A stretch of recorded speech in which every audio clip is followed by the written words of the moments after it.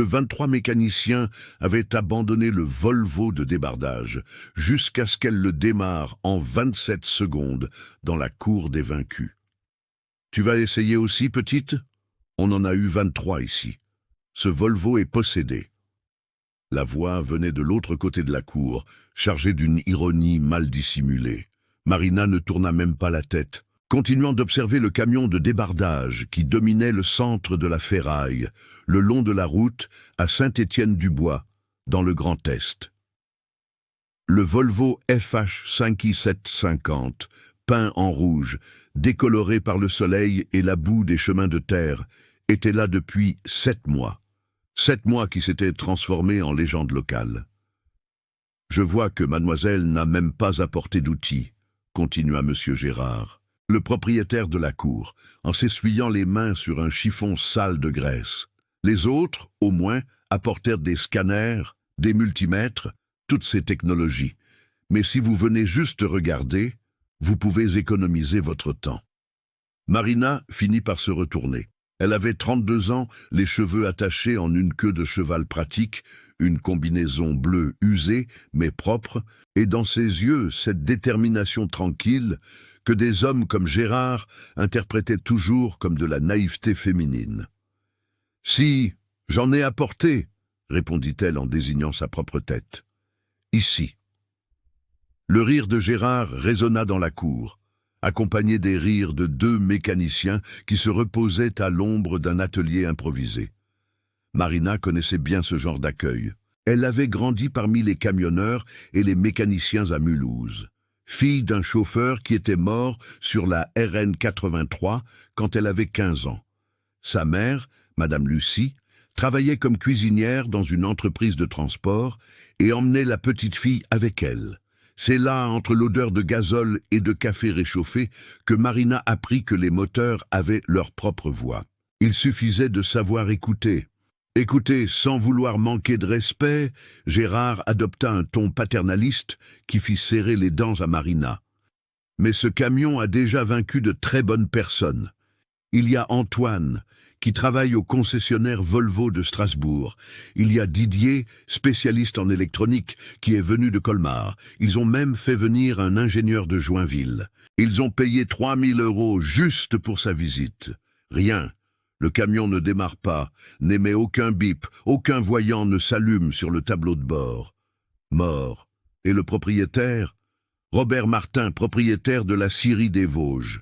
Un homme bien, bon payeur, mais il a déjà perdu patience. Il a dit que si quelqu'un d'autre voulait essayer, il pouvait le faire, mais qu'il ne dépenserait plus un centime là-dedans. Le camion est ici en garantie d'une de mes dettes envers lui. Si j'arrive à le faire fonctionner, je garde la différence de sa valeur. Sinon, Gérard haussa les épaules, il finira en pièces détachées. Marina fit le tour du Volvo. Le camion de débardage avait une carrosserie adaptée aux billes de bois, avec des ranchers renforcés et d'épaisses chaînes encore attachées sur les côtés. Les énormes roues étaient un peu dégonflées. La cabine, bien que sale à l'extérieur, semblait bien conservée.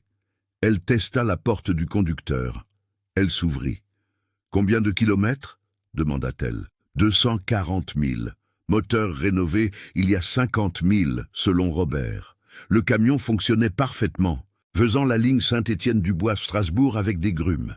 Puis un jour, en revenant à vide de Münster, il a commencé à s'étouffer en montant la côte. Robert s'est arrêté sur le bas-côté, a éteint le moteur pour le laisser refroidir. Quand il a essayé de le redémarrer, rien. Ils l'ont remorqué jusqu'ici et le défilé a commencé. Marina monta dans la cabine. L'intérieur sentait le moisi et la vieille cigarette. Sur le tableau de bord, plusieurs voyants d'avertissement étaient allumés, même avec la clé coupée. Signe que la batterie était connectée, mais que quelque chose dans le système était complètement déréglé. Elle tourna la clé jusqu'à la position de contact sans démarrer. Silence total, aucun clic du relais de démarrage, aucun bourdonnement de la pompe à carburant, rien. « Les autres, qu'ont-ils fait ?» demanda Marina depuis la cabine. Gérard s'approcha, s'appuyant sur le marchepied. « Ah, de tout ! Ils ont changé la batterie, l'alternateur, le démarreur, testé l'unité de commande électronique, dépensé près de 4 000 € pour une nouvelle UCE. Vous y croyez? Rien. Ils ont revu toute la partie électrique, refait les faisceaux, changé les fusibles, les relais.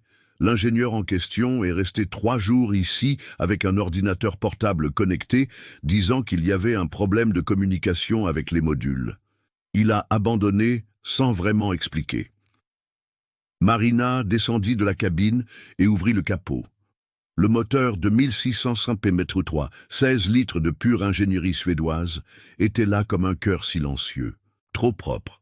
Elle fronça les sourcils. Ils ont nettoyé le moteur. Didier a tout nettoyé. Il a dit qu'il fallait voir s'il y avait un fil coupé, un connecteur desserré. Il a passé 3 jours là-dessus. Et après qu'il l'ait nettoyé, ils ont essayé de le démarrer. Bien sûr, il est resté mort. Marina passa les doigts sur le câblage, vérifia les connecteurs, analysa le routage des câbles. Tout semblait professionnel, organisé, correct. Elle se pencha pour voir la partie inférieure où se trouvaient les filtres et le réservoir d'AdBlue, l'additif d'urée que les camions modernes utilisent pour réduire les émissions. « Le personnel a-t-il vérifié l'AdBlue » demanda-t-elle. « Ah, ça, c'était l'une des premières choses. C'était vide, ils l'ont rempli. Mais ce n'est pas ça, car ces nouveaux camions démarrent même sans AdBlue. Ils se contentent de se plaindre sur le tableau de bord. » Marina se leva, s'essuya les mains sur sa combinaison. Son regard parcourut chaque centimètre du moteur à nouveau, mais cette fois plus lentement, comme quelqu'un qui lit un livre au lieu de le parcourir des yeux. « Puis-je rester un moment seul avec lui ?» demanda-t-elle. Gérard rit, mais avec moins de sarcasme cette fois-ci. « Jeune femme, vous pouvez passer la semaine si vous voulez, personne ne vous dérangera. Ne vous attendez pas à un miracle, d'accord? Des gens bien plus préparés que vous. » Il laissa la phrase en suspens. Marina ne répondit pas. Elle était habituée à terminer mentalement ses phrases. Des gens bien plus préparés que vous ont déjà essayé et ont échoué. Le sous-entendu était toujours le même. Et vous, une femme, pensez-vous que vous allez y arriver? Les 2 mécaniciens qui étaient à l'ombre s'approchèrent lorsque Gérard retourna à l'atelier. L'un d'eux, mince avec une casquette Total Energies, cracha par terre. « Alors, ma petite, tu vas faire une incantation pour le camion, dire quelques prières ?» L'autre, plus âgé, ventripotent, laissa échapper un rire rauque. « Laisse-la, Claude. Quand elle en aura marre de regarder le moteur, on lui expliquera qu'il faut des outils, pas du parfum. » Marina les fixa directement. « Vous deux, vous avez essayé de réparer ce camion ?» Claude se frappa la poitrine. « J'ai passé 2 semaines ici, j'ai changé tous les capteurs, j'ai fait dépenser de l'argent à Gérard pour rien. Et vous ?» Marina regarda le ventripotent. « J'ai juste aidé Antoine de la concession, mais j'ai vu tout ce qu'il a fait. Ce Volvo a un problème d'usine, ce ne peut être qu'un défaut que même Volvo ne sait pas expliquer. » « Donc aucun de vous n'a résolu le problème, » dit calmement Marina. « Et vous êtes là à me narguer d'essayer. » Le silence qui s'ensuivit fut rompu par le klaxon d'un camion entrant dans la cour. Les deux s'éloignèrent, murmurant quelque chose entre leurs dents. Marina reporta son attention sur le Volvo. Elle n'était pas venue à Saint-Étienne-du-Bois par hasard. L'histoire du camion impossible était parvenue à Mulhouse par l'intermédiaire d'une connaissance de son défunt père, un camionneur à la retraite nommé Monsieur Henry. Il avait raconté l'histoire avec cet éclat dans les yeux de ceux qui aiment un bon mystère mécanique. « Marina, si tu résous ce problème, tu te feras un nom dans toute la région. 23 mécaniciens, jeunes femmes. 23. Des gens parient que c'est surnaturel, que le camion a été maudit parce que Robert a écrasé quelqu'un sur la route. » Marina ne croyait pas aux malédictions. Elle croyait à l'électricité, à la combustion, à la physique, à la chimie. Chaque moteur avait une logique, et quand cette logique était brisée, il y avait toujours une cause rationnelle. Elle passa la main sur l'aile du Volvo, sentant le métal froid sous ses doigts. Le soleil de l'après-midi commençait à laisser place à une brise plus fraîche, typique du Grand Est en automne. Les arbres autour de la ferraille, des pins de la forêt de la Harde, qui donnaient leur nom à la scierie de Robert, se balançaient doucement. Marina ouvrit à nouveau la cabine et s'assit sur le siège conducteur. Il était confortable, réglable, avec toutes les commandes à portée de main. Un bon camion bien entretenu qui méritait de reprendre la route. Elle ferma les yeux et essaya d'imaginer la scène. Robert, conduisant, revenant de Münster, montant la côte, le moteur s'étouffant, la décision de s'arrêter, l'arrêt, et puis rien. Quelque chose dans cette séquence la dérangeait. Elle revint au moteur, cette fois avec une lampe de poche qu'elle avait trouvée dans la cabine. Elle éclaira chaque recoin, chaque connexion, chaque collier de serrage. Le moteur était trop propre, et c'était un problème. Lorsque Didier avait tout nettoyé pour chercher des défauts, il avait potentiellement éliminé des indices importants. Saleté, traces d'huile, signes de chaleur excessive. Tout cela racontait une histoire. Et maintenant, cette histoire avait été effacée. « Vous êtes toujours là, jeune femme ?» La voix de Gérard lui fit lever la tête. Il apportait une bouteille de café dans une vieille thermos et 2 gobelets en plastique. « J'ai pensé que vous pourriez vouloir un petit café. Il va faire nuit bientôt. » Marina accepta le gobelet. Le café était fort, amer, parfait. « Monsieur Gérard, vous étiez là quand le camion est arrivé remorqué ?»« Oui, pourquoi ?» Robert a-t-il commenté quelque chose de spécifique, un détail de ce qui s'est passé avant qu'il ne s'arrête? Gérard se gratta la barbe clairsemée, pensif. Il était un peu nerveux, je me souviens. Il a dit que le camion n'avait jamais eu de problème, qu'il avait fait une révision complète 3 mois auparavant. Il a commenté qu'il avait trouvé étrange qu'il s'étouffe, mais qu'aucun voyant d'injection ne s'était allumé. Vous savez, ce petit voyant moteur. Il a juste perdu de la puissance progressivement. Et après s'être arrêté, il a essayé de redémarrer plusieurs fois, ou juste une. Je pense qu'il a essayé 3, 4 fois. Puis il a abandonné et a appelé la dépanneuse. Marina but une autre gorgée de café, traitant l'information.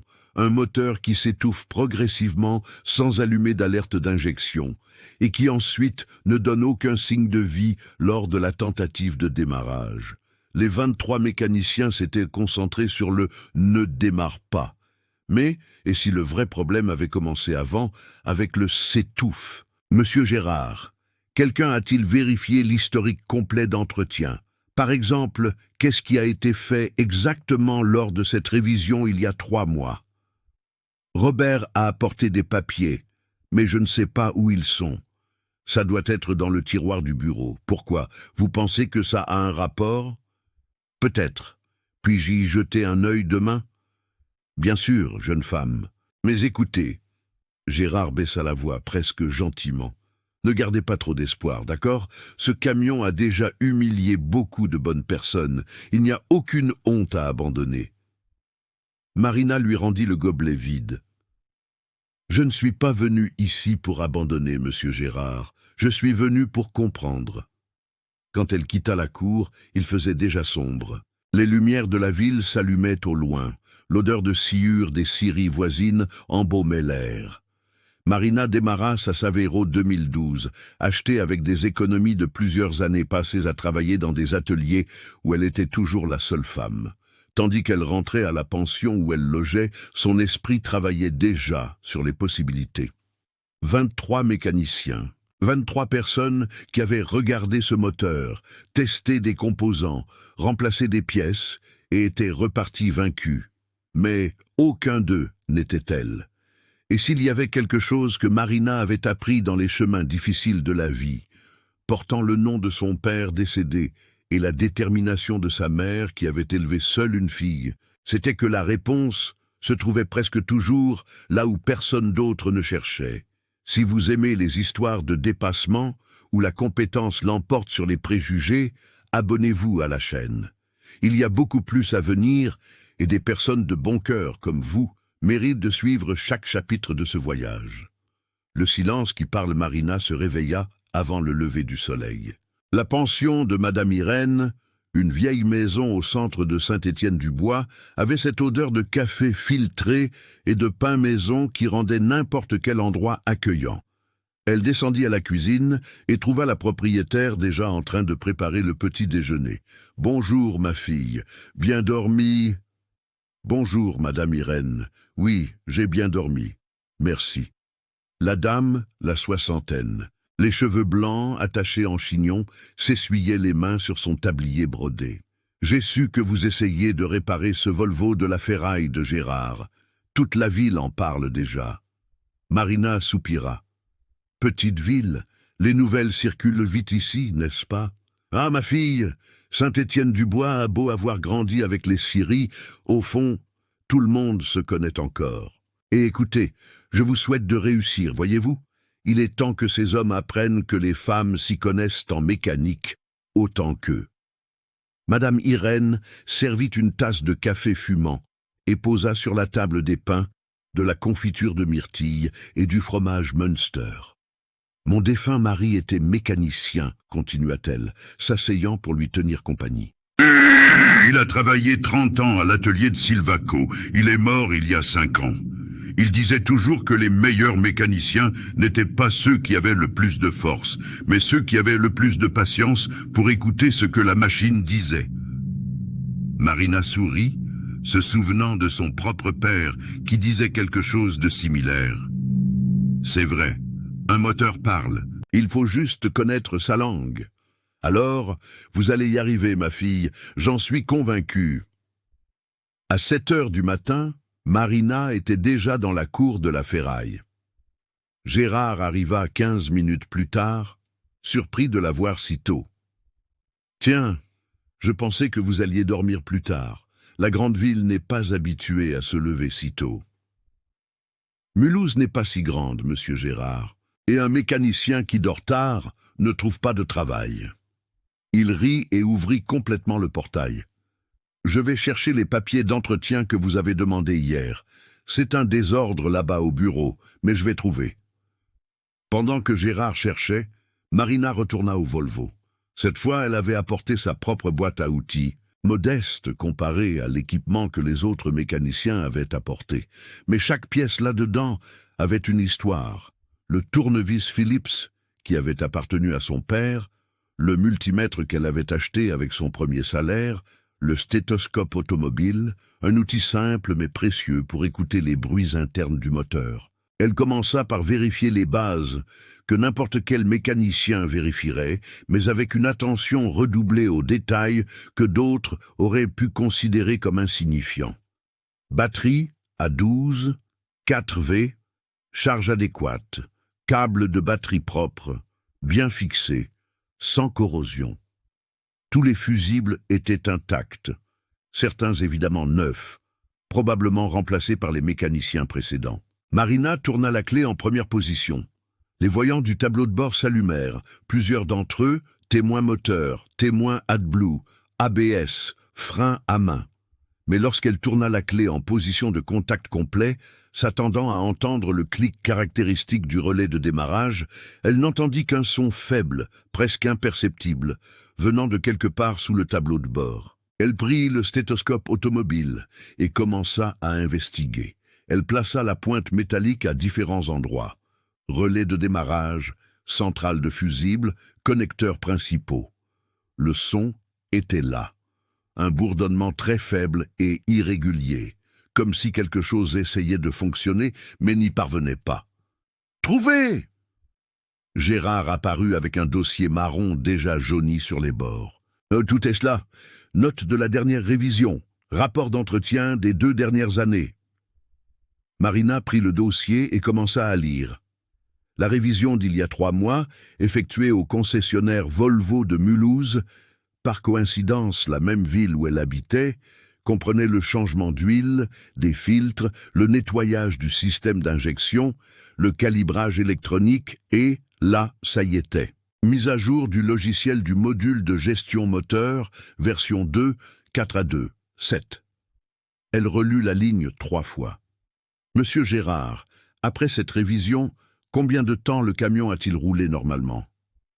Gérard réfléchit, comptant sur ses doigts. Je crois que c'était environ 2 mois plus ou moins. Pourquoi? Parce qu'ils ont mis à jour le logiciel du moteur et 2 mois plus tard, il a cessé de fonctionner. Mais Antoine, qui travaille là-bas à la concession, a été l'un de ceux qui ont essayé de le réparer. Si c'était un problème de mise à jour, il le saurait. Marina se mordit la lèvre, pensive. Bonne question. Un mécanicien de concession devrait connaître les procédures de mise à jour mieux que quiconque, à moins que... Monsieur Gérard, Antoine travaille-t-il dans la partie mécanique ou électronique? Mécanique, il est bon pour les moteurs, les changements d'embrayage, ces choses-là. Voilà, c'était la première vraie piste. Antoine était mécanicien, pas électricien ni programmeur de centrales électroniques. Il pouvait avoir des connaissances de base en électronique, mais les mises à jour logicielles étaient le territoire des spécialistes. Et cet ingénieur qui est venu de Joinville, je ne sais pas exactement ce qu'il faisait. Je sais seulement qu'il est resté environ 3 jours avec un ordinateur portable connecté, a dit beaucoup de choses techniques que personne n'a comprises et est parti en disant qu'il y avait une incompatibilité de protocole ou quelque chose comme ça. Incompatibilité de protocole. Marina sentit un frisson dans le dos. Cela pouvait signifier que différents modules électroniques du camion ne parvenaient pas à communiquer.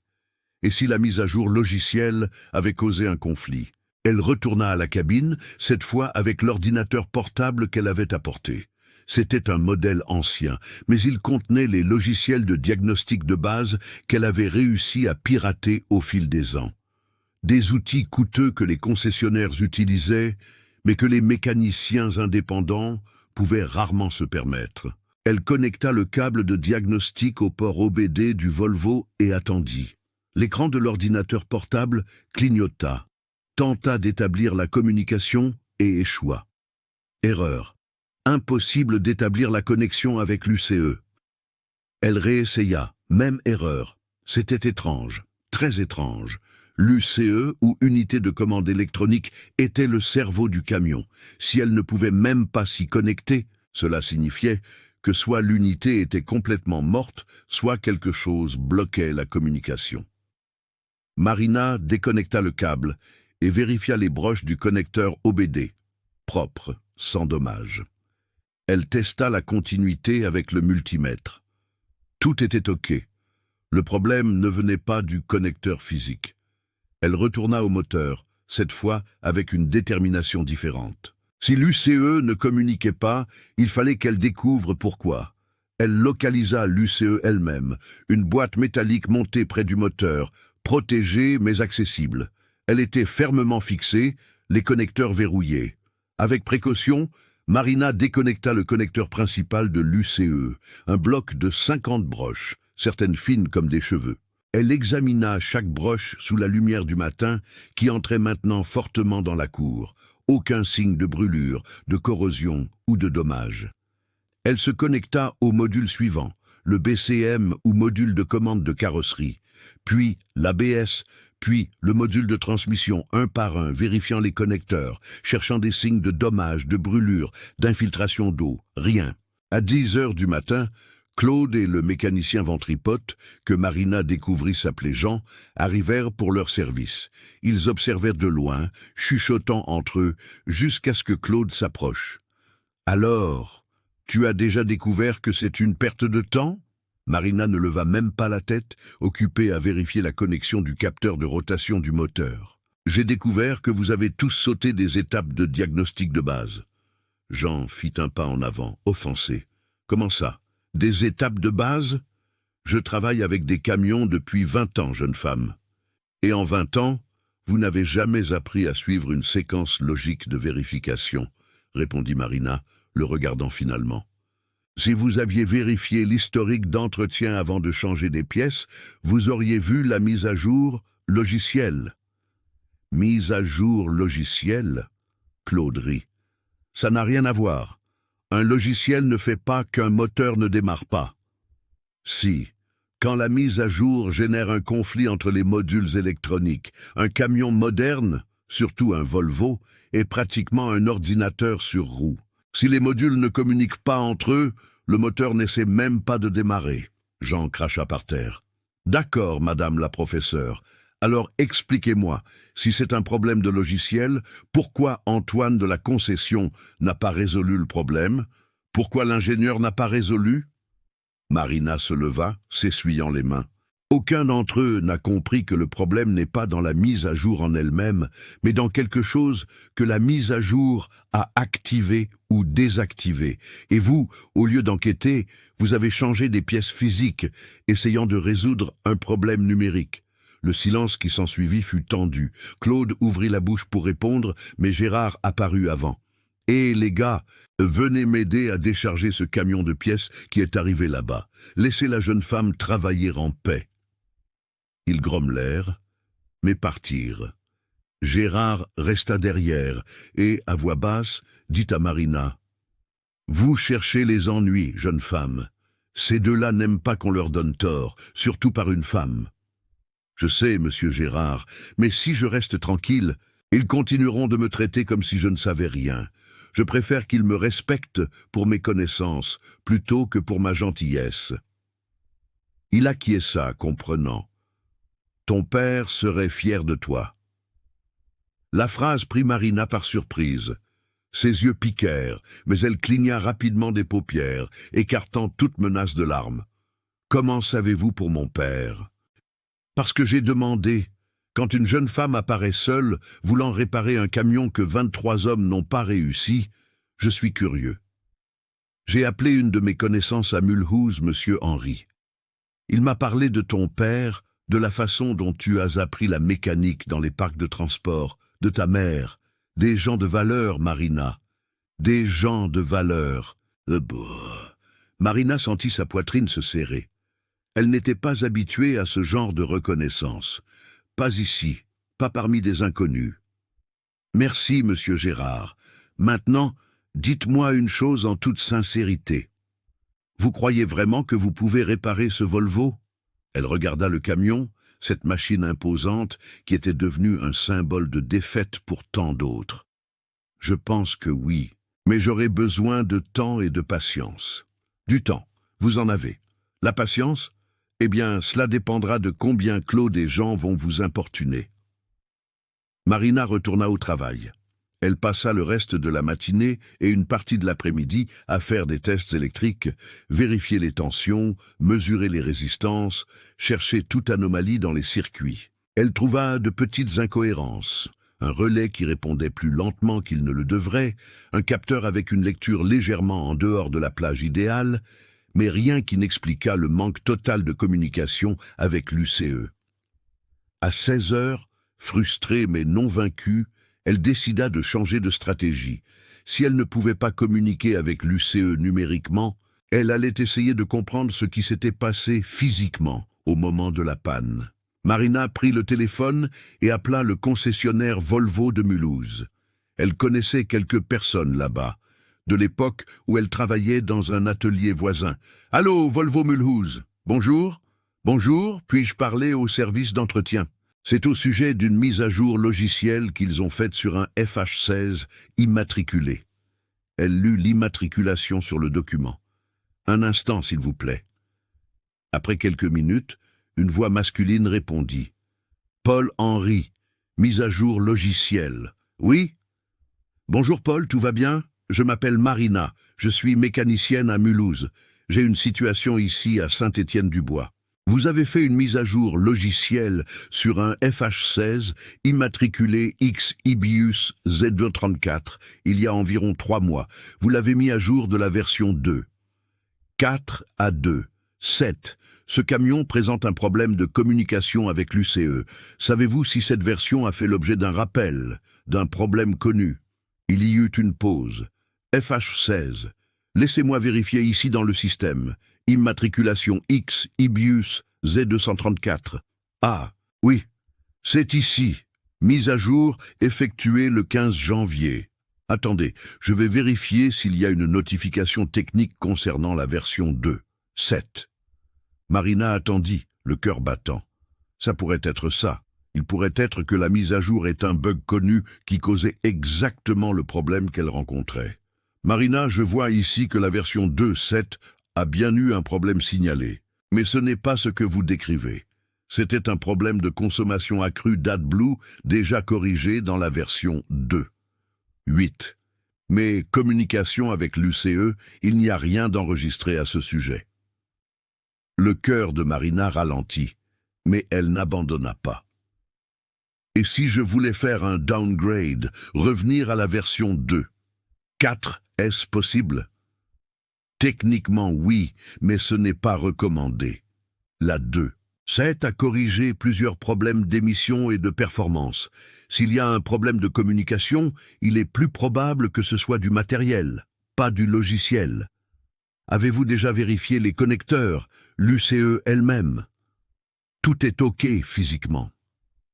Alors, c'est vraiment étrange. Écoutez, si vous voulez, je peux vous passer le superviseur technique. Il a plus d'expérience avec ces cas difficiles. Oui, ce serait bien, merci. Marina nota le numéro de contact du superviseur et raccrocha. Une autre piste qui ne menait nulle part, mais elle n'allait pas abandonner. Quelque chose n'allait pas avec ce camion, et elle allait découvrir quoi. Quand le soleil commença à se coucher, peignant le ciel de Saint-Étienne-du-Bois de teintes oranges et violettes, Marina s'arrêta finalement pour respirer. Elle était sale, fatiguée et, apparemment, pas plus proche de la solution que lorsqu'elle était arrivée. Mais en rangeant ses outils, elle sentit quelque chose de différent. Ce n'était pas de la frustration, c'était de la détermination. Ce Volvo avait vaincu 23 mécaniciens, mais chacun d'eux avait abandonné. Elle n'allait pas faire de même, car Marina avait appris sur les routes difficiles de la vie que la victoire n'était pas de ne jamais tomber, c'était de se relever à chaque fois qu'on tombait, et elle était toujours debout. L'erreur que personne n'avait vue, le 3e jour, commença différemment. Marina se réveilla à 5 heures du matin avec une idée qui l'avait tirée du sommeil. Elle s'habilla rapidement, prit le café que Madame Irène laissait toujours prêt dès le matin, et se rendit directement à la ferraille. Gérard n'était pas encore arrivé, mais il lui avait donné une copie de la clé du portail. Marina entra dans la cour silencieuse, où le Volvo l'attendait sous la faible lumière du matin. La gelée couvrait légèrement le capot du camion, créant des dessins délicats qui disparaîtraient bientôt avec le soleil. Elle n'alla pas directement au moteur. Au lieu de cela, elle retourna à la cabine avec une mission spécifique, réviser absolument tout ce que les mécaniciens précédents avaient fait, cherchant non pas ce qu'ils avaient trouvé, mais ce qu'ils avaient supposé. Marina savait par expérience que les plus grandes erreurs de diagnostic automobile ne venaient pas d'un manque de connaissances techniques, mais de prémices incorrectes. Quelqu'un suppose que la batterie est bonne parce qu'elle a 12 V. Quelqu'un suppose qu'un nouveau composant ne peut pas être défectueux. Quelqu'un suppose que parce que quelque chose a toujours fonctionné d'une certaine manière, il continuera à fonctionner. Elle commença par la batterie, même si elle l'avait déjà testée auparavant. Mais cette fois, elle ne testa pas seulement la tension au repos. Elle testa la tension pendant la tentative de démarrage. Elle connecta le multimètre directement aux bornes et tourna la clé. La tension chuta de 12,4 à 9,8 V. Instantanément, Marina fronça les sourcils. Une chute à 9,8 V était significative, mais pas suffisante pour empêcher le démarrage. La plupart des démarreurs fonctionnaient bien, avec une tension supérieure à 9 V, mais il y avait quelque chose d'étrange là. La chute était trop rapide, trop brusque. Elle déconnecta la batterie et l'emmena à l'atelier de Gérard, où il y avait un testeur de charge. Elle appliqua la charge de test standard et la batterie ne la tint pas. La tension chuta à moins de 8 V en quelques secondes. Mauvaise batterie. Mais attendez, les autres mécaniciens avaient déjà changé la batterie. Elle vérifia l'étiquette. C'était une batterie neuve Moura, moins de 6 mois d'utilisation. Comment pouvait-elle être mauvaise? La réponse vint rapidement, parce qu'elle avait été déchargée et rechargée pendant des mois. Chaque fois que quelqu'un essayait de démarrer, la batterie se déchargeait un peu plus. Chaque fois qu'il connectait un chargeur, elle acceptait la charge, mais sans récupérer sa capacité réelle. C'était ce qu'on appelait une batterie sulfatée. Elle était chargée en surface, mais morte à l'intérieur. Marina secoua la tête. Ce n'était pas le problème principal, mais cela y contribuait. Une batterie faible pouvait causer des chutes de tension qui perturberaient l'électronique du camion. Elle avait besoin d'une bonne batterie pour éliminer cette variable. Quand Gérard arriva vers 7h30, Marina était déjà de retour au Volvo avec une nouvelle batterie. Elle l'avait achetée avec son propre argent dans un magasin de pièces détachées qui ouvrait à 6h du matin. « Bonjour Marina. Tiens, une nouvelle batterie, mais il y avait déjà une batterie neuve là. » « Oui, mais elle était sulfatée, elle ne tenait pas bien la charge. »« Mais tu as acheté avec ton argent, jeune femme. Si tu ne réussis pas à réparer, tu perdras la batterie. » Marina haussa les épaules en installant la nouvelle batterie. « Si je ne réussis pas à réparer, la batterie sera le moindre de mes problèmes. » Avec la nouvelle batterie installée, elle répéta tous les tests électriques. La tension se maintenait maintenant stable, à 12, 6V, même pendant la tentative de démarrage. Bon, variable éliminée, mais le camion restait mort. Marina s'assit sur le marchepied du Volvo, regardant le moteur. Pensez, 23 mécaniciens. Ils ont changé la batterie, l'alternateur, le démarreur, l'unité de commande électronique, les capteurs, les relais, les fusibles. Ils ont nettoyé tout le moteur. Connecter des scanners professionnels. Un ingénieur a passé 3 jours avec un ordinateur portable connecté et aucun d'entre eux n'a réussi à faire que le camion donne signe de vie. Ce qu'ils voyaient qui n'était pas, ou plutôt ce qu'ils ne voyaient pas qui aurait dû être là. Marina ferma les yeux et essaya de se mettre à la place de Robert, le propriétaire du camion. Revenant de Munster, montant la côte, le moteur s'étouffe. Il s'arrête sur le bas-côté, éteint le moteur, essaie de redémarrer. Rien. Attends. Éteins le moteur. Quelque chose dans cette phrase la dérangeait. Elle ouvrit les yeux et regarda le tableau de bord du Volvo. Quand on éteint un camion moderne, on n'éteint pas seulement le moteur, on éteint tout le système électrique dans une séquence programmée. L'UCE effectue une série de vérifications, enregistre des données, prépare le système pour le prochain démarrage. Et si quelque chose dans cette séquence d'arrêt avait mal tourné? Marina se rendit à l'atelier de Gérard et emprunta le téléphone. Elle appela à nouveau le concessionnaire, cette fois en demandant à parler directement au superviseur technique que Paul-Henri avait mentionné. « Allô, Michel Duval, superviseur technique. » « Bonjour Michel, je m'appelle Marina, je suis mécanicienne. Paul m'a donné vos coordonnées. J'ai un FH16 qui ne démarre pas et je pense que le problème pourrait être lié à la séquence d'arrêt de l'UCE. Connaissez-vous des cas où l'UCE se bloque en mode sécurité après un arrêt d'urgence ?» Michel resta silencieux un instant. « Mode sécurité. Vous parlez d'un arrêt de protection ? » ?»« Oui. Comme quand le moteur détecte une panne critique et s'arrête de lui-même pour éviter des dommages. Ces camions ont plusieurs niveaux de protection. S'ils détectent une surchauffe, une faible pression d'huile, des problèmes dans le système d'émission, il peut effectivement passer en mode sécurité. Lorsque cela se produit, l'UCE bloque le démarrage jusqu'à ce que la panne soit corrigée et que le code d'erreur soit effacé. Le cœur de Marina commença à s'accélérer. Et si l'erreur est effacée, mais que l'UCE ne quitte pas le mode sécurité? Alors, vous avez un problème. Théoriquement, ça ne devrait pas arriver, mais j'ai déjà vu des cas où l'UCE reste bloqué même après avoir effacé les codes.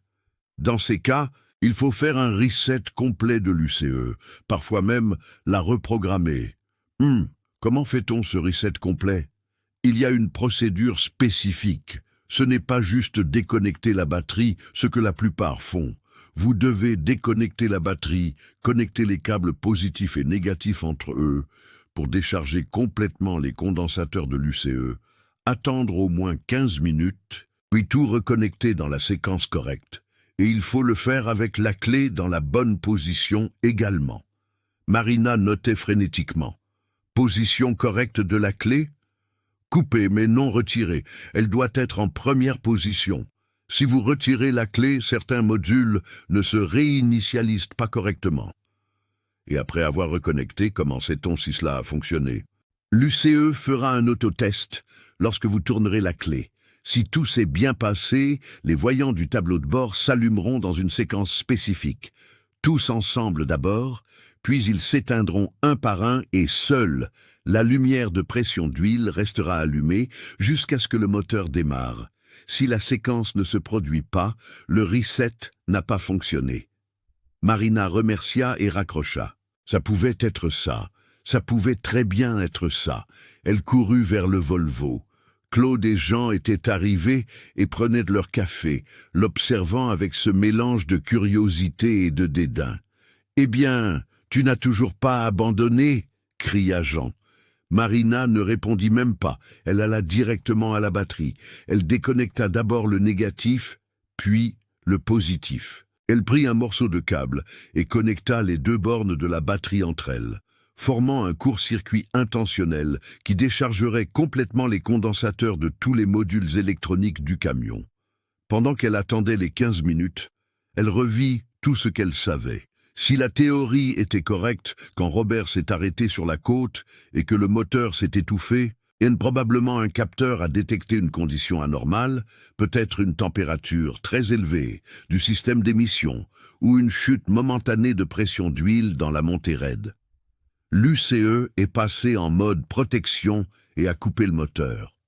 Robert, sans le savoir, a essayé de redémarrer, mais l'UCE était bloqué en mode sécurité, refusant de permettre le démarrage.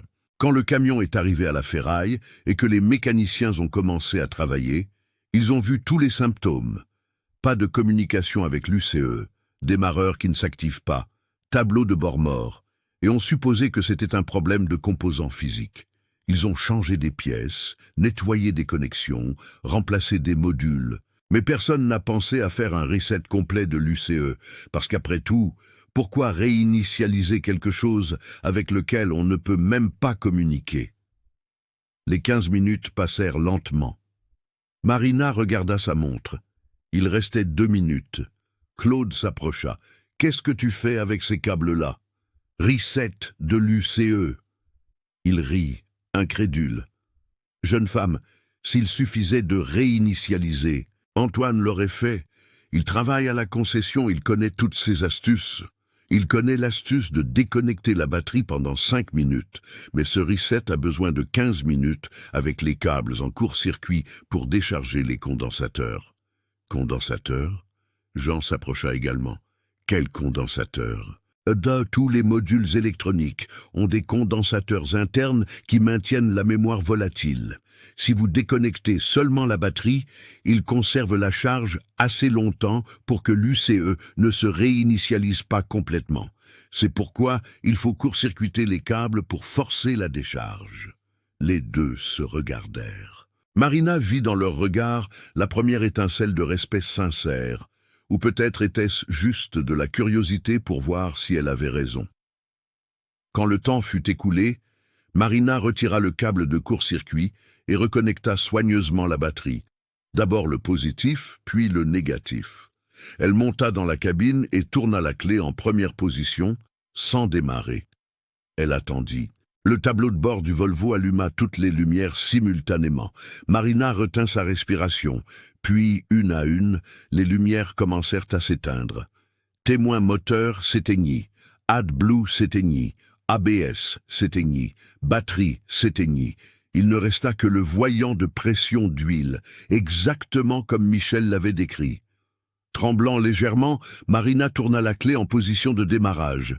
Le démarreur s'activa. Le son résonna dans la cour comme un coup de tonnerre. Claude et Jean firent un bond. Gérard, qui était dans l'atelier, sortit en courant, mais le moteur ne démarra pas. Il tourna, et rien. Marina relâcha la clé, frustrée, mais pleine d'espoir. Pour la première fois en 7 mois, le démarreur avait fonctionné, le système électrique répondait, l'UCE était vivante. Le problème était maintenant ailleurs. Pourquoi le moteur tournait-il, mais ne démarrait-il pas? Elle descendit de la cabine, le cœur toujours battant. Gérard arriva, essoufflé. « Marina, le démarreur a fonctionné. »« Oui, monsieur Gérard, mais le moteur ne démarre toujours pas. Mais c'est un progrès, c'est plus que ce que 23 ont réussi. Claude et Jean étaient silencieux, regardant le Volvo comme si c'était la première fois qu'ils le voyaient. Marina profita du moment. Quelqu'un n'a-t-il vérifié si le gazole arrive aux injecteurs? Silence. Quelqu'un a-t-il testé la pompe haute pression? Plus de silence. Quelqu'un a-t-il vérifié le filtre à carburant s'il n'est pas bouché ou s'il y a de l'air dans le système? Jean se gratta la barbe. On a supposé que c'était un problème électrique parce que le démarreur ne fonctionnait pas. Exactement, dit Marina, sans ton accusateur, juste une constatation. Vous avez supposé.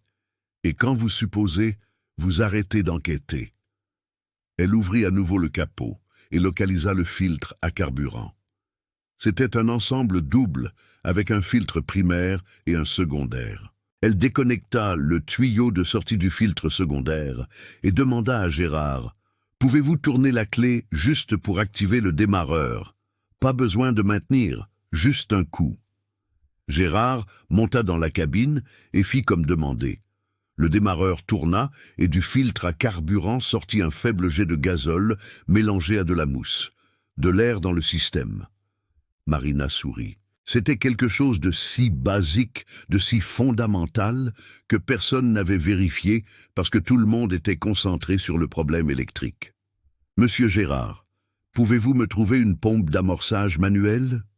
J'en ai une ici à l'atelier, je la porte tout de suite. » En attendant, Marina expliqua à Claude et Jean, qui semblaient maintenant sincèrement intéressés.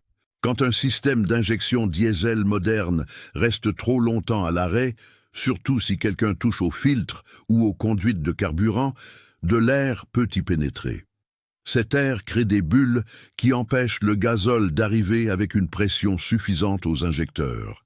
Le moteur tourne mais ne démarre pas parce qu'il n'y a pas de carburant qui brûle à l'intérieur des cylindres. « Mais on n'a pas touché au carburant, » protesta Jean. « Pas besoin de le faire directement. Si vous avez déconnecté la batterie plusieurs fois, la pompe électrique à carburant a cessé de fonctionner. Chaque fois que vous la reconnectiez, elle essayait de pomper le gazole. Mais s'il y avait de l'air, elle ne faisait que pomper de l'air. Ça s'est accumulé. » Gérard revint avec la pompe manuelle, un outil simple, un cylindre en plastique avec une valve qui se connectait au filtre à carburant et permettait de pomper le gazole manuellement jusqu'à éliminer tout l'air du système. Marina connecta la pompe et commença à l'actionner. Au début, il y eut de la mousse, puis du gazole avec des bulles, puis enfin du gazole pur sans air. « Voilà, » dit-elle. « Maintenant, oui. » Elle reconnecta tout, ferma le capot et monta dans la cabine. Gérard, Claude, Jean et même 2 autres employés de la ferraille s'approchèrent, formant un demi-cercle autour du Volvo. Marina tourna la clé. Le démarreur s'activa 1 fois, 2 fois, 3. Puis, avec un rugissement profond qui fit trembler le sol, le moteur de 16 litres et 600 chevaux prit vie. La cour explosa en cris. Gérard sauta. Jean applaudit. Claude resta bouche bée. Marina, les larmes aux yeux qu'elle essaya en vain de dissimuler, accéléra légèrement, et le ronronnement du moteur emplit chaque recoin de cette ferraille, qui avait été pendant 7 mois le tombeau de 23 fiertés blessées. Elle laissa le moteur tourner quelques minutes, écoutant chaque battement, observant chaque indicateur du tableau de bord. Tout était normal. La température montait progressivement, la pression d'huile était stable, sans voyant d'avertissement. Quand elle coupa finalement le moteur et descendit de la cabine, Gérard l'embrassa. « Jeune femme, vous avez réussi. 23 n'y sont pas arrivés. Et vous, oui. » Claude s'approcha la tête basse. « Marina, je suis désolé. Désolé pour tout ce que j'ai dit. Vous êtes vraiment doué. » Jean s'excusa également, sincèrement cette fois. Marina accepta d'un signe de tête. Elle ne gardait aucune rancune. Elle comprenait. Le monde était ainsi. Les gens doutaient jusqu'à ce que vous prouviez. Et elle avait prouvé. Mais tandis que tous célébrèrent, Marina savait que la vraie victoire n'était pas le moteur qui fonctionnait. C'était ce que ce moteur en marche représentait, le prix de la compétence, La nouvelle se répandit à Saint-Étienne-du-Bois plus vite que Marina n'aurait pu l'imaginer. Avant midi, 3 personnes s'étaient déjà présentées à la ferraille, voulant rencontrer la jeune femme qui avait réparé l'impossible Volvo. L'après-midi, un journaliste du journal local demanda une interview. Marina refusa poliment. Elle n'était pas là pour la gloire, mais pour le défi. Robert Martin, le propriétaire du camion, apparut en fin d'après-midi. C'était un homme grand, d'une 50aine d'années, aux mains épaisses de celui qui avait travaillé le bois toute sa vie. Ses yeux se sont embués de larmes lorsqu'il vit le Volvo fonctionner. « Je n'ai pas cru Gérard quand il m'a appelé, dit-il, la voix altérée. Ce camion était celui de mon père. Il a travaillé 30 ans comme débardeur. Il a économisé chaque centime pour acheter ce Volvo. Quand il est mort, il y a 2 ans, il me l'a laissé. J'allais le vendre quand il est tombé en panne, mais je n'y arrivais pas. C'était comme si je vendais sa mémoire, vous savez. » Marina hocha la tête, comprenant parfaitement. Elle savait ce que c'était de porter la mémoire d'un père dans un morceau de métal et de graisse. « Combien je vous dois ?» demanda Robert, sortant son portefeuille. « Rien. » Il cligna des yeux, surpris. « Comment ça, rien ? Vous avez réparé ce que 23 mécaniciens n'ont pas réussi ? Et M. Gérard avait déjà convenu avec moi que si je le réparais, il conserverait la différence du montant de la dette que vous avez envers lui. Je n'ai pas besoin d'être payé. J'avais besoin de prouver que je pouvais le faire. » Robert regarda Gérard, qui confirma d'un signe de tête. « Mais Marina, » intervint Gérard, « ce n'est pas juste. Vous méritez d'être payé pour votre travail. »« Oui, je le mérite, mais pas en argent. » Elle regarda Robert. « Pouvez-vous me faire une faveur? N'importe quoi. Quand les gens demanderont qui a réparé le camion, dites la vérité, que c'était une femme, qu'elle est venue de Mulhouse, a travaillé 3 jours et a résolu ce que personne n'y arrivait. Juste ça, juste la vérité. » Robert tendit la main et Marina la serra. Sa main englobait la sienne, mais la poignée était respectueuse, d'égal à égal. « Comptez sur moi. Et écoutez, si un jour vous avez besoin de bois pour construire quelque chose, n'hésitez pas à me contacter. J'ai une dette de gratitude envers vous. » Quand Robert partit, ramenant le Volvo à la vie qu'il méritait, Marina s'assit finalement sur un vieux banc de la cour et laissa l'épuisement la gagner. Gérard apporta du café et s'assit à côté d'elle. « Vous auriez dû faire payer, jeune femme. L'argent ne pousse pas sur les arbres. » « Je sais, mais il y a des choses plus précieuses que l'argent, monsieur Gérard. Le respect, la reconnaissance, la chance de prouver que le genre ne définit pas la capacité. Ça ne paie pas les factures à la fin du mois. » Marina sourit. « Non, mais ça ouvre des portes, et une porte ouverte vaut plus que de l'argent en poche. » Elle avait raison. Dans les jours suivants, les appels commencèrent à arriver. Une entreprise de transport à Mulhouse, qui avait un Scania avec un problème intermittent que personne ne parvenait à diagnostiquer. Un agriculteur à Obernai, avec un tracteur qui grillait son unité de commande électronique tous les 3 mois. Une compagnie de bus à Épinal, avec une flotte de Mercedes, présentant des défaillances dans le système de frein ABS. Marina répondait à chaque appel avec la même patience, notait les détails, planifiait les visites. En 1 semaine, elle avait plus de travail qu'elle ne pouvait en gérer seule. Mais l'histoire du Volvo apporta également des conséquences inattendues. 2 jours après avoir réparé le camion, Marina reçut un appel d'un numéro inconnu. « Allô, Marina, c'est Antoine de Volvo Mulhouse. Il faut qu'on parle. » Le ton n'était pas amical. Marina sentit son estomac se serrer. « Bonjour, Antoine. De quoi s'agit-il ?»« À propos de vous qui dites que la concession ne sait pas réparer les camions. Ça nuit à notre réputation. » »« Je n'ai jamais dit ça. Mais c'est implicite, n'est-ce pas? Vous avez réparé un camion que je n'ai pas réussi. Vous me faites passer pour un incompétent. » Marina inspira profondément, cherchant le calme. « Antoine, j'ai juste fait mon travail. Je n'ai pas dit de mal de vous, ni de la concession à personne, mais le résultat parle de lui-même, n'est-ce pas? Et maintenant, des clients me demandent pourquoi je n'ai pas fait ce que vous avez fait. Je passe pour un idiot. Écoutez, je suis désolé si vous vous sentez ainsi, mais je ne peux pas contrôler ce que les gens pensent. Vous avez essayé à votre manière, j'ai essayé à ma manière.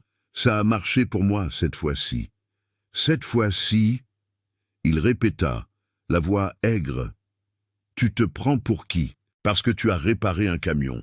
Mais laisse-moi te dire une chose, petite. Cette industrie n'est pas faite pour les femmes. Tu as peut-être eu de la chance cette fois-ci, mais ça ne durera pas. Quand un vrai problème se présentera, tu verras que tu n'es pas aussi doué que tu le penses. La colère monta dans la gorge de Marina, mais elle la refoula. Si vous avez appelé juste pour me décourager, vous pouvez raccrocher. J'ai du travail à faire. Elle raccrocha avant qu'il ne puisse répondre. Ses mains tremblaient, non de peur, mais d'indignation. C'était toujours ainsi. Quand une femme se distinguait, il y avait toujours quelqu'un prêt à la rabaisser, à attribuer son succès à la chance, à remettre en question si elle méritait vraiment d'être là. Madame Irène, qui avait entendu la conversation depuis la cuisine, apparut avec un verre d'eau. « N'y faites pas attention, ma fille. Un homme à l'ego blessé, c'est comme un chien mordu. Il aboie fort, mais au fond il a peur. » Marina prit l'eau, reconnaissante. « Je sais, Madame Irène, mais c'est fatigant. Vous savez, devoir prouver chaque jour que vous êtes capable. Je sais, mon mari y était confronté aussi, mais parce qu'il était noir. Il y avait toujours quelqu'un qui pensait qu'il était là par quota, non par compétence. Jusqu'au jour où il a réparé un moteur que son superviseur d'alors avait déclaré irréparable. Après cela, le respect est venu, mais au prix de beaucoup d'usure. Les mots de Madame Irène résonnèrent dans l'esprit de Marina. L'usure. Oui, c'était ça. Chaque jour était une bataille, non pas contre les problèmes mécaniques, mais contre les préjugés, la sous-estimation, la nécessité constante de prouver l'évidence. Mais abandonner? Jamais. La semaine suivante, Marina répondit à l'appel de l'entreprise de transport à Mulhouse. Le Scania avait un problème intermittent dans le système d'injection. Parfois, il fonctionnait parfaitement. Parfois, il s'arrêtait en pleine route sans avertissement. 3 mécaniciens avaient déjà essayé de résoudre le problème en changeant les injecteurs, la pompe à carburant, les capteurs. Rien ne fonctionnait. Marina passa 2 jours à étudier le schéma des pannes. Elle découvrit que le problème ne se produisait qu'après de longs trajets de plus de 400 km, et toujours par temps chaud. La réponse se trouvait dans la dilatation thermique d'un faisceau électrique qui passait trop près de l'échappement. Avec la chaleur, le faisceau se dilatait, touchait le tuyau d'échappement, faisait fondre légèrement l'isolation et provoquait un court-circuit momentané qui perturbait l'UCE. Solution: repositionner le faisceau à 10 cm de l'échappement et ajouter une protection thermique. Coût: 100 €. Temps: 2 heures. Résultat: le Scania roule sans panne depuis 3 semaines. Le propriétaire de l'entreprise de transport, impressionné, offrit à Marina un contrat d'entretien préventif pour toute la flotte. 20 camions, salaire fixe mensuel, plus une commission pour les services supplémentaires. C'était l'opportunité qu'elle attendait. Stabilité financière, reconnaissance professionnelle, la chance d'avoir enfin son propre atelier. Mais il y avait un hic. « Il n'y a qu'une seule condition », dit le propriétaire, un homme d'une 60aine d'années, bien habillé, avec un ton condescendant. « Vous ne pouvez pas travailler en combinaison de travail. Vous devez venir en tenue normale, accueillir les camionneurs, coordonner l'équipe, mais ce sont les garçons qui mettront les mains dans le cambouis. » Marina eut l'impression de recevoir un coup de poing dans l'estomac. « Pourquoi? Je suis mécanicienne, n'a pas secrétaire. » « Je sais, mais réfléchissez bien. Comment ça fait pour l'entreprise d'avoir une femme sale de cambouis qui reçoit les clients? Ça ne fait pas bonne impression. Vous pouvez superviser, apprendre aux mécaniciens ce qu'il faut faire, mais laissez le travail manuel à eux. »« Le travail manuel ?» répéta Marina incrédule. « Vous venez de me proposer ce contrat parce que j'ai résolu un problème que vos gars n'ont pas réussi. Et maintenant, vous voulez que je ne fasse pas ce que je sais faire de mieux? » Marina, ne soyez pas comme ça. C'est juste une question d'image. Vous serez toujours valorisé, vous gagnerez bien votre vie. Non, merci. Elle se leva et quitta la pièce sans regarder en arrière. Dans la rue, elle s'adossa à sa Saveiro et laissa enfin couler ses larmes. Ce n'étaient pas des larmes de tristesse, mais de colère. La colère d'un monde qui reconnaissait sa compétence, mais refusait de la laisser l'exercer pleinement. Son téléphone portable sonna. C'était sa mère, Madame Lucie. « Bonjour ma fille, tout va bien ?» Marina essuya rapidement ses larmes, comme si sa mère pouvait la voir à travers le téléphone. « Oui maman, et toi ?»« C'est moi qui te demande. J'ai su que tu avais refusé un bon emploi dans une entreprise de transport. » Les nouvelles voyageaient vite. « J'ai refusé parce qu'il voulait que je sois un ornement. Je n'ai pas étudié, je n'ai pas travaillé si dur.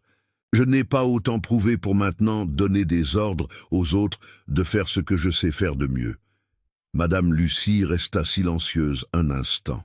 « Marina, tu te souviens quand tu avais 8 ans et que tu voulais jouer au football avec les garçons du quartier? Oui, je m'en souviens. Et ils ne te laissaient pas parce que tu étais une fille. Et tu as pleuré, et je t'ai dit, s'ils ne te laissent pas jouer, monte ta propre équipe. » Marina sourit malgré ses larmes. « Et je l'ai montée, et nous les avons battus. Alors, ma fille, si ce monde ne veut pas te donner la place que tu mérites, crée ta propre place. Tu n'as besoin de la permission de personne pour être qui tu es. » Quand elle raccrocha, Marina regarda autour d'elle. Elle était devant un entrepôt vide, abandonné, avec une pancarte à louer. Quelque chose en elle fit clic. Elle n'avait pas besoin d'un emploi, elle avait besoin de sa propre entreprise. Marina prit une photo de la pancarte et nota le numéro de contact. Puis, avec une détermination renouvelée, elle démarra sa voiture et partit. Le Volvo n'avait été que le début. Le véritable voyage ne faisait que commencer. Moteur et changement. 3 mois plus tard, Marina se tenait au milieu de ce qui était auparavant un entrepôt abandonné et qui était maintenant l'atelier Marina Diagnostics et Réparations Spécialisées. Les murs, autrefois écaillés, avaient été peints en blanc. Le sol avait été nivelé et recouvert d'un revêtement industriel. 2 ponts élévateurs hydrauliques, achetés d'occasion mais fonctionnant parfaitement, occupaient le centre de l'espace. Des établis avec des outils organisés, un scanner automobile professionnel, financé en 12 fois, qui lui faisait mal au ventre mais était nécessaire. Et dans le coin droit, un petit bureau avec une table, un ordinateur et une photo encadrée. Elle, à 15 ans, aux côtés de son père, devant un camion. L'inauguration officielle aurait lieu dans 2 jours, mais Marina avait déjà 3 camions prévus pour la semaine suivante. La nouvelle de l'impossible Volvo continuait à porter ses fruits. Chaque client satisfait la recommandait à d'autres. Chaque problème résolu construisait sa réputation. Mais tout n'était pas rose. Le financement de l'équipement pesait. La concurrence avec les ateliers établis était rude. Certains clients préféraient encore faire confiance à des noms connus, même si ces noms ne résolvaient pas les problèmes. Et il y avait toujours le regard méfiant quand elle répondait en personne, la surprise mal dissimulée quand il réalisait que la Marina de l'enseigne n'était pas seulement le nom de l'atelier, mais de la seule mécanicienne qui y travaillait. Pour l'instant, elle était seule. Elle n'avait pas d'argent pour embaucher du personnel. Elle faisait tout. Elle répondait aux clients, diagnostiquait les problèmes, réparait, nettoyait, organisait, s'occupait de la partie administrative. Elle se levait à 5 heures du matin, se couchait à minuit, et entre les deux, elle étudiait des manuels techniques, regardait des tutoriels, perfectionnait ses connaissances. Aujourd'hui, en particulier, elle testait le nouveau scanner sur sa propre Saveiro quand elle entendit le portail s'ouvrir. Elle leva la tête et vit un Volvo de débardage rouge entrer lentement dans la cour. Son cœur fit un bond. C'était Robert Martin. Il descendit de la cabine avec un grand sourire. « Marina, je suis venu vous rendre visite. » Elle s'essuya les mains sur sa combinaison et alla le saluer. « Monsieur Robert, quelle bonne surprise !» Le camion roule à merveille. J'ai fait 15 000 kilomètres depuis que vous l'avez réparé sans aucun problème. C'est comme s'il était né de nouveau. Il regarda autour de lui, impressionné. « Waouh, regardez ça! Vous avez ouvert votre propre atelier. » « Oui, je l'ai ouvert. C'est encore le début, mais Début, rien du tout. C'est professionnel, organisé. Vous suivez votre chemin et de la bonne manière. Robert sortit une enveloppe de sa poche. Je suis venu parce que j'avais une dette. Vous n'avez pas voulu me faire payer à l'époque, mais maintenant que vous avez votre entreprise, vous avez besoin de capital. Il tendit l'enveloppe. Voici ce que je vous devais à l'époque, avec des intérêts. Je n'accepte pas de refus. Marina ouvrit l'enveloppe. Il y avait 3000 € en espèces. Monsieur Robert, c'est trop. C'est juste, et il y a plus. Il désigna le Volvo. J'ai apporté le camion pour que vous fassiez la révision. Je veux que vous vous en occupiez désormais, et j'ai déjà parlé à d'autres débardeurs de la région. 5 d'entre eux vont aussi apporter leur camion ici. Tous des Volvo. Tous ont besoin d'un mécanicien de confiance. Marina sentit ses yeux picoter. Elle ne pleura pas. Elle avait appris à retenir ses larmes devant les clients, même ceux qui étaient des amis, mais l'émotion lui serrait la poitrine. Je ne sais pas comment vous remercier. Pas besoin. Vous l'avez gagné avec votre travail, avec votre compétence.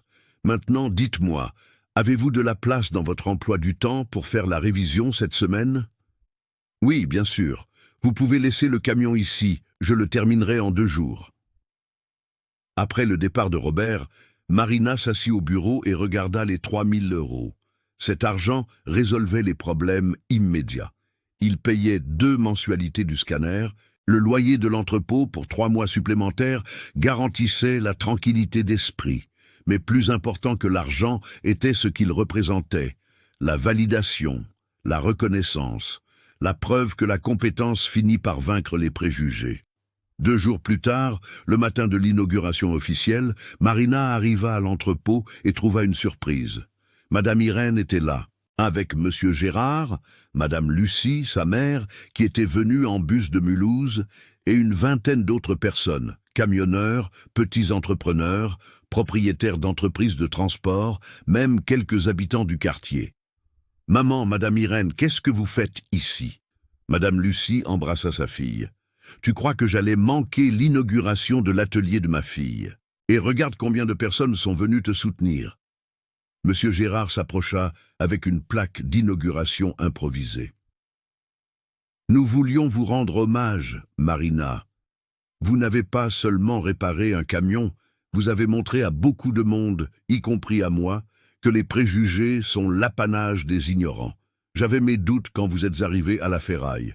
Aujourd'hui, je raconte avec fierté que c'est une femme, Marina, qui a résolu ce que 23 hommes n'ont pas réussi. » La foule applaudit.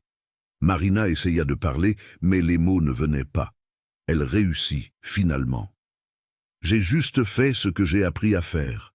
Je ne suis pas spéciale, je suis juste une mécanicienne. » Une voix s'éleva du milieu du groupe. C'était Claude, le mécanicien qui s'était moqué d'elle à la ferraille. « Vous n'êtes pas seulement une mécanicienne, Marina, vous êtes une excellente mécanicienne. Et je suis ici parce que je voulais m'excuser à nouveau, mais cette fois en public. J'ai été plein de préjugés, idiot, et je me suis ridiculisé. Vous m'avez appris que j'ai encore beaucoup à apprendre, non seulement sur la mécanique, mais sur le respect des gens. » Encore des applaudissements. Marina vit au fond du groupe même Antoine du concessionnaire Volvo. Il n'applaudit pas, ne sourit pas, mais il hocha la tête. Un petit geste, mais qui signifiait quelque chose. Madame Lucie coupa le ruban d'inauguration improvisé avec des ciseaux et tous entrèrent pour découvrir l'atelier. Marina montra l'équipement, expliqua la philosophie de travail. Un diagnostic précis avant tout remplacement de pièces, l'honnêteté envers le client, le respect de la machine et de ceux qui en dépendent. Quand tout le monde fut parti, il était déjà tard dans l'après-midi. Marina resta seule dans l'entrepôt, assise par terre, adossée à l'un des élévateurs. Elle regarda autour d'elle et, pour la première fois depuis longtemps, se permit de ressentir de la fierté. Fierté du chemin parcouru, fierté des batailles gagnées, fierté d'être qui elle était. Son téléphone portable sonna, c'était un numéro inconnu. « Allô Marina, c'est Paul-Henri de Volvo Mulhouse. On ne se connaît pas personnellement, mais vous avez appelé ici il y a quelques mois pour une mise à jour logicielle. » Bonjour Paul. Oui, je me souviens. Alors, j'appelle parce que... la concession recherche quelqu'un pour former les mécaniciens au diagnostic électronique avancé, aux techniques de dépannage, à l'analyse de pannes complexes, ces choses-là. Et le superviseur technique, Michel, il m'a dit que vous seriez parfaite pour ce travail. Ce serait comme une consultation, quelques samedis par mois, paiement à l'heure. Ça vous intéresserait? Marina cligna des yeux, traitant l'information. La concession, la même où Antoine travaillait, la même qui n'avait pas réussi à réparer le Volvo, lui demandait d'enseigner à leurs mécaniciens. Oui, ça m'intéresse. Super. Je vais transmettre vos coordonnées aux ressources humaines. Ils vous appelleront la semaine prochaine pour régler les détails. Quand elle raccrocha, Marina ne put se retenir. Pour la première fois depuis qu'elle avait commencé ce voyage, elle pleura de bonheur. Ce n'étaient pas des larmes de victoire facile, mais de reconnaissance méritée. Chaque doute affronté, chaque blague ignorée, chaque porte fermée au nez, tout avait valu la peine. 6 mois plus tard, l'atelier Marina n'était plus un entrepôt avec une seule mécanicienne. Il y avait maintenant 3 employés, 2 mécaniciens hommes, que Marina avait formés personnellement, et une jeune femme de 19 ans, Jessica, qui était apparue timidement, demandant une chance d'apprendre. Mon père a dit que la mécanique n'était pas un endroit pour les femmes, avait dit Jessica lors de l'entretien, mais je veux lui prouver qu'il a tort, et si vous avez réussi, moi aussi. Marina l'a embauchée sur le champ. Le volume de travail avait tellement augmenté qu'elle avait dû louer l'entrepôt d'à côté et s'agrandir. Maintenant, elle s'occupait non seulement des camions, mais aussi des machines agricoles, des bus, et même de quelques voitures particulières, lorsque le problème était trop complexe pour les ateliers conventionnels. Sa réputation de mécanicienne des cas impossibles s'était répandue dans la région. Il n'était pas rare de recevoir des appels de villes éloignées, demandant des consultations, des diagnostics à distance, des formations, et par une froide matinée de juin, Marina reçut une visite qui la ramena au début de tout. Un Volvo de débardage entra dans la cour. Ce n'était pas celui de Robert. Elle le reconnaîtrait n'importe où. C'en était un autre, plus récent, plus moderne. Du camion descendit une femme. Elle devait avoir environ 40 ans, les cheveux courts, une combinaison impeccable. « Marina ? » ?»« Oui, je suis Marina. Mon nom est Nathalie. Je suis transporteur autonome de Metz. Je suis venu vous apporter mon camion pour que vous y jetiez un œil. Il a un problème intermittent avec le système de frein que personne ne peut résoudre. » Marina sourit. « Les problèmes intermittents sont ma spécialité. Laissez-moi faire, on va le résoudre. » Nathalie hésita. « Vous savez pourquoi je suis venu jusqu'ici de Metz, plus de 300 kilomètres. Parce que quelqu'un m'a raconté l'histoire du Volvo que 23 mécaniciens ont abandonné jusqu'à ce que vous le répariez en 3 jours. Et, j'ai pensé, s'il y a quelqu'un qui comprend à quel point c'est difficile d'être une femme dans ce milieu et qui, malgré tout, n'abandonne pas, c'est vous. » Les 2 femmes se regardèrent. Pas besoin de mots. Nathalie comprenait les batailles quotidiennes, les regards de doute, la nécessité constante de prouver sa compétence, et Marina comprenait qu'elle ne luttait plus seule. « Nous allons résoudre votre problème, » dit Marina en lui tendant la main. « Et ensuite, vous me raconterez votre histoire. Je suis sûr qu'elle est aussi bonne que la mienne. » Nathalie serra fermement sa main. C'est convenu. Cette nuit-là, après le départ de tous les employés, Marina resta seule dans l'atelier. Elle marcha entre les établis, passa sa main sur les outils, sentit l'odeur familière de graisse et de gazole qui imprégnait chaque recoin. Son téléphone portable sonna. C'était Monsieur Gérard. « Bonjour, Marina. J'appelle parce qu'un camion est arrivé ici à la ferraille et personne n'arrive à le réparer. Un Scania avec un problème de transmission. 7 mécaniciens sont déjà venus. » Marina rit.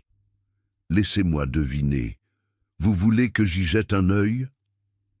Si vous pouvez, n'est-ce pas ? Sans hâte. Je sais que vous êtes occupé maintenant avec le grand atelier et tout. Bien sûr que je peux, Monsieur Gérard. Ce week-end, je passerai. 7 mécaniciens. C'est un bon chiffre. Mais c'est encore loin de 23. Gérard rit de l'autre côté du fil. Vous êtes terrible, jeune femme, mais c'est pour ça que je vous aime bien. Quand ils raccrochèrent, Marina regarda par la fenêtre du bureau. Dehors, les lumières de la ville commençaient à s'allumer. Mulhouse, la ville où elle avait grandi, où elle avait perdu son père, où elle avait appris que les moteurs parlent, si on sait écouter. Et elle avait appris à écouter, non seulement les moteurs, mais aussi son propre cœur qui lui disait chaque jour « Tu as ta place ici, tu mérites d'être ici, tu as conquis cet endroit ». 23 mécaniciens avaient abandonné le Volvo de débardage. Mais une femme, armée de connaissances, de détermination et du refus absolu d'accepter les limitations imposées par les autres, n'a pas seulement réparé le camion, elle a réparé quelque chose de bien plus grand. Elle a réparé l'idée qu'il existe des endroits où les femmes n'ont pas leur place. Elle a réparé la notion que le genre détermine la capacité. Elle a réparé, à chaque moteur qui reprenait vie, la conviction que la compétence n'a rien à voir avec qui vous êtes, mais avec ce que vous savez faire. Et Marina savait très bien faire. Les moteurs qu'elle réparait continueraient de rouler sur les routes du Grand Est, de France, du monde. Mais le plus grand changement qu'elle a provoqué n'était pas dans les moteurs, il était dans les esprits. Et cela, aucune panne ne pourrait le briser. Fin. Si cette histoire a touché votre cœur, si vous croyez que la compétence n'a pas de genre et que la détermination peut déplacer des montagnes, abonnez-vous à la chaîne. Partagez avec des personnes de bon cœur comme vous, qui savent reconnaître quand quelqu'un mérite le respect, non par son apparence, mais par ce qu'il accomplit. Marina n'est qu'une, mais combien d'autres Marina existent là-bas? Attendant la chance de prouver leur valeur, diffusons ce message ensemble, car toute histoire de dépassement mérite d'être racontée.